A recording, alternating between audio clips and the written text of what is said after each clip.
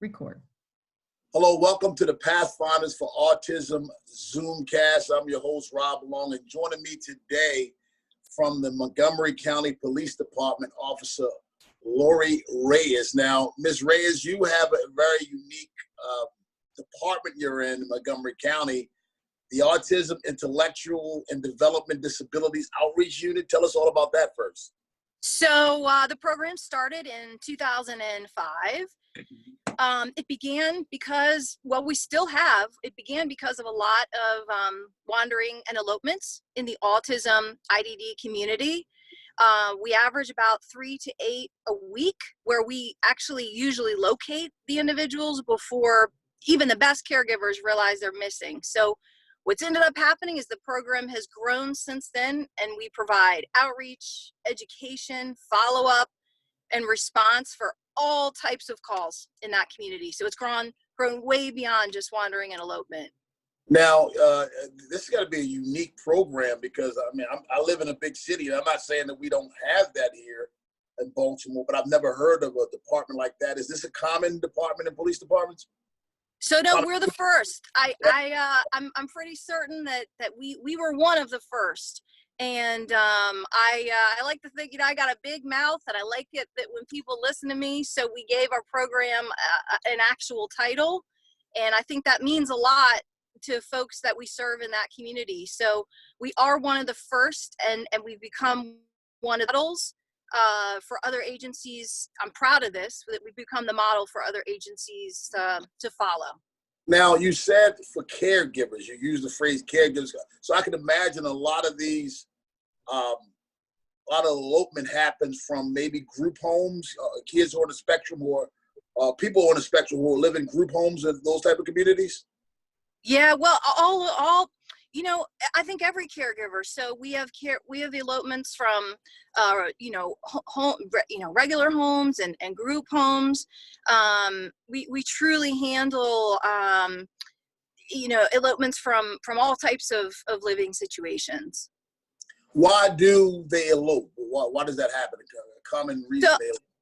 You know what? I had a mom of a young man who has autism explain it to me one time, and I think there's many different reasons, but one mom said, just to go to a different place, right? Some wander and elope just to do something different, or because they're on a kind of a mission to, maybe have something just a little bit different. And I think that for us, sometimes we don't know why somebody wanders or elopes, but for us, it's really to find them, get them home, get them back to their loved ones safe and sound. But to answer why one individual may wander or elope is kind of a tough one. But for the most part, I think many of my guys just wander to do something different.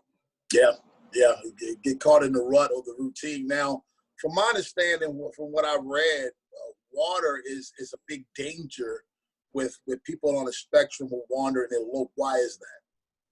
So again, I think for us, I'll just share in last summer, and many of our cases, we've been very fortunate, but many of our cases, we locate the individuals in bodies of water. That's pools, ponds, retention lakes.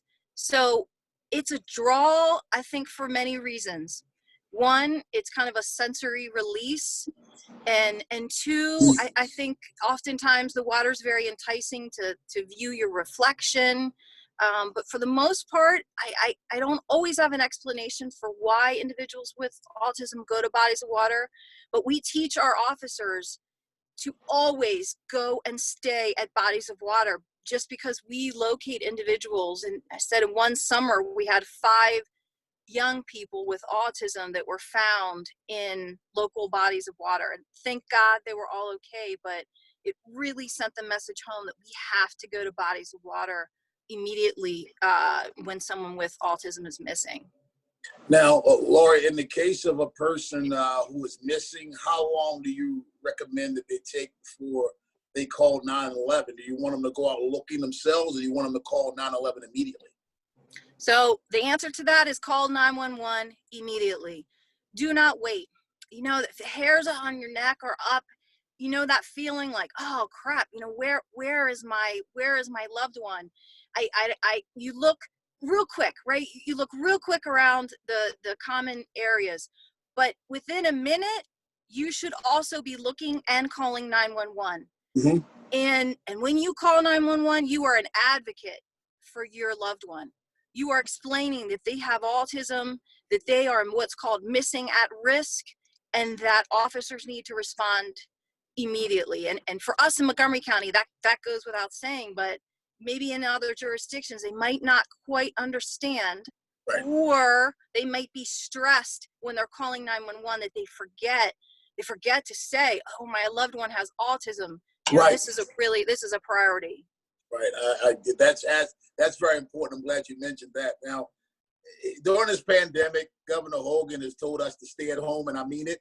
Yeah. I joked a couple of weeks ago, you know, he's like the parent who says, I'm counting to 3, and he gets to 2.5, and before he tells us we got to stay in. Now, I just want to go out and run. I've got to get out of the house. I've got cabin fever. I'm tired all the time. So I'm wondering, during this stay-at-home mandate, are you finding more or fewer cases? Because I got to imagine if you're stuck in a house, you just want to get out. Yeah, it's been about the same for us, as far as wandering and elopements. That hasn't really changed. We are seeing, and you know, we are seeing more individuals who are in crisis. And I'll say this: if your loved one is in crisis, or your loved one has wandered or eloped, it's still really important for you to call 911. Mm-hmm. Be an advocate, you know, have a script prepared of what you're going to say. But even during this pandemic, don't think, well, you know, I've dropped the ball, I'm going to get in trouble if I call 911. Be an advocate, be calm, but call 911 and let the officers know that your loved one has wandered, your loved one's in crisis. Officers don't stop their jobs even during a pandemic. Right. And I'm glad you said that, because, I mean, you know this, and the professionals know this, 49% of children elope, and many of them are from safe environments. So they're not necessarily escaping a bad environment. They're escaping from a good environment in many cases. Right. That's so true. We explain to caregivers all the time, and many times when we locate a child and nobody has called 911 yet to report that child missing, which is pretty common, it's not necessarily a bad or neglectful caregiver. It's just a caregiver that thinks, oh man, I dropped the ball. You know, I'm a mom myself. I get it. You know, you don't want the officers to think, wow, you know, what kind of terrible parent are Right. you that your child eloped? But what we're saying is, it happens. And the first thing I tell a parent when I interact with them is I say, you know, you're not alone, right? We have 3 to 8 of these a week. You know, we're all juggling our kids, and we teach our officers, if obviously, you know, there's some cases that can be neglectful, but in majority of our cases, we're telling our officers, don't judge that parent. You know, let them know that we understand, and we're going to look for their child, but we have to let parents know that it's okay to call 911 and stay calm when you do so, and be an advocate for your child when you call 911. Well, Laurie Reyes is joining us right now from the Montgomery County Police Department, the Special Operations Division Autism, Alzheimer's Outreach. Now, you're telling us what to do in the event that something like this happens. Yep. What can we do to prevent wandering and eloping? So first and foremost, you need to, obviously, when anybody calls 911, your heart rate's up, you may forget things. So we encourage family members to do a couple of things. First and foremost, we really encourage the use of engraved identification bracelets. I like the Road ID bracelet. Now, I get it. A lot of kids, it's going to be tough to keep a bracelet on a child who has autism. But work with your schools, because we usually locate the child first. So an ID bracelet is huge for us. Work with the schools to work with your child to keep the bracelet on. That's number one.